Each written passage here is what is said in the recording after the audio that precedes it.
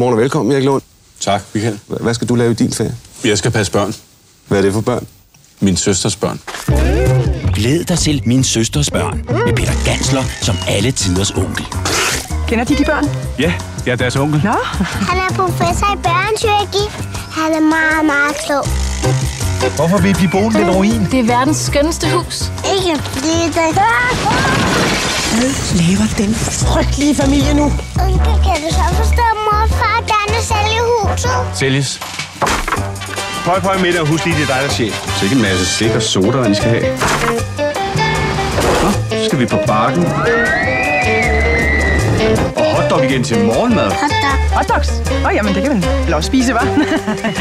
Jeg skal nok have det her hus solgt, før jeres forældre kommer hjem. Amalie siger, du studerede fri børneopdragelse. Så kan jeg bare ikke forstå, at du så er imod, at vi er på vej til fest. Jeg skal nok køre. Jeg er parat til at gå til Gentofte politi, så de skal bare bestå på.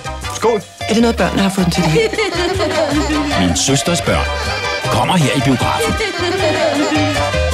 Står der onkel dum i panden på mig? Jeg kan ikke læse.